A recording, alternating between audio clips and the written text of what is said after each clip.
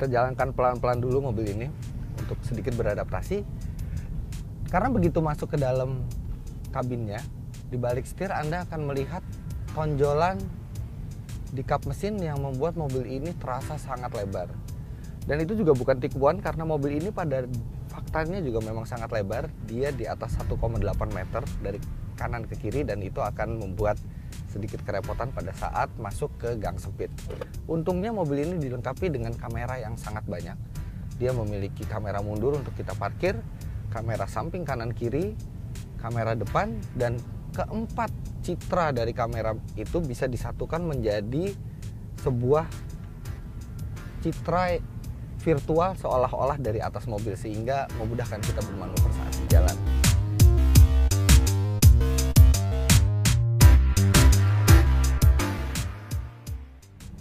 Akhir-akhir ini kami sering mencoba mobil yang memiliki kapasitas mesin kecil dilengkapi dengan turbo walaupun tenaganya juga besar. Tapi memang sudah lama kami tidak mencoba mobil seperti ini dengan cc yang besar, jumlah silinder yang banyak, dan pasokan udara menggunakan sistem NA alias normally aspirated tanpa turbo, tanpa supercharger. Sekarang kita rasakan penyaluran tenaganya. Wow, injak sedikit pedal gas, maka tidak ada jeda sama sekali, langsung tenaganya keluar dan memberi akselerasi yang sangat positif. Sekarang kita masukkan ke mode sport. Kita injak penuh.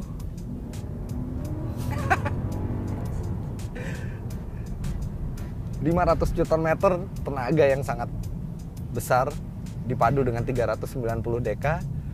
Mobil ini bobotnya di atas 2 ton, tapi Anda boleh percaya bahwa 0 sampai 100 km per jam bisa dituntaskan oleh mobil ini dengan waktu hanya 5,9 detik. Dan ada satu lagi yang sangat menyenangkan dari mobil ini, yaitu suara mesinnya. Ketika Anda berakselerasi dengan gas penuh, maka mesin V8-nya menderum lebih keras dan itu menggairahkan pengemudinya sehingga merasa bahwa ia berada di mobil yang spesial. Karena mobil berkonfigurasi V8 memang sangat jarang ada di pasaran. Lantas bagaimana dengan konsumsi bahan bakarnya? Seharusnya pemilik mobil ini tidak perlu lagi bertanya tentang konsumsi bahan bakar karena sudah pasti mobil ini boros. Dan memang benar dari hasil pengetesan kami, rute dalam kota dicatat dengan 5,8 km per liter. Bahkan di jalan tol sekalipun mobil ini akan sulit untuk menembus 10 km per liter.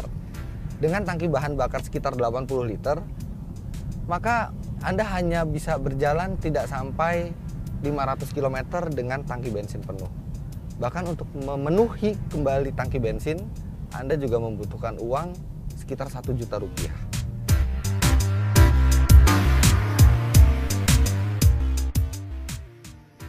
Artinya siapapun yang memiliki mobil ini memang tidak boleh bermasalah dengan membeli bahan bakar. Bahkan kalau Pertamina mengadakan penghargaan untuk konsumen dengan pembelian bahan bakar terbanyak setiap tahunnya, Anda bisa meraih penghargaan itu dengan mobil ini. Pengendaliannya sendiri seperti bisa diduga juga sangat presisi untuk ukuran sebuah SUV. Bahkan bukan hanya untuk ukuran sebuah SUV, dia juga setara dengan mobil sport pengendaliannya. Dia body roll sangat minim, daya cengkram sangat besar. Bahkan dengan sistem suspensi dimasukkan di posisi normal sekalipun, dia bantingannya sudah keras dan sudah sangat stabil. Artinya sebenarnya tombol sport ini agak mubazir karena begitu ditekan mobilnya menjadi sangat keras dan mungkin hanya layak untuk dipakai di sirkuit.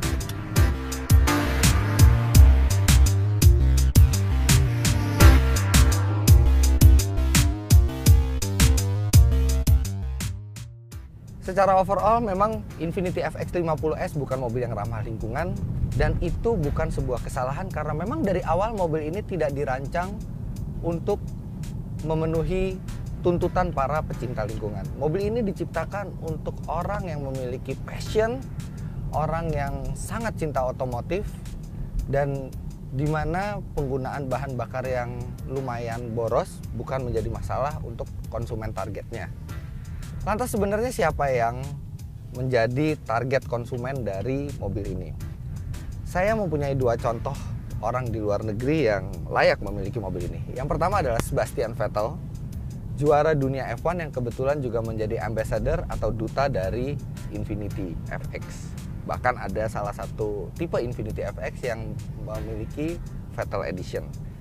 Lantas yang layak untuk memiliki selanjutnya adalah Raja Minyak di Arab, karena mereka tidak bermasalah dengan membeli bahan bakar. Dan kesamaan dari kedua orang tadi adalah mereka menginginkan hal yang terbaik dalam hidupnya untuk memenuhi passionnya, dan uang bukan masalah. Dan itu cocok sekali untuk mobil ini.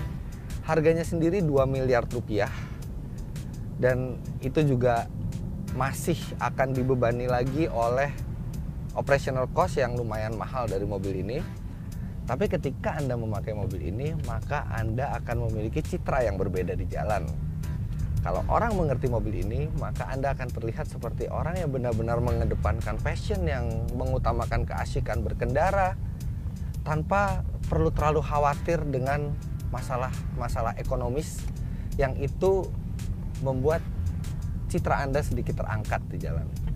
Memang harga sebuah gengsi itu cukup mahal, tapi kalau Anda benar-benar seorang pecinta otomotif, Anda pecinta mengemudi dan menginginkan performa yang hebat dari sebuah SUV, maka sulit mencari tandingan yang setara dari Infiniti FX 50S.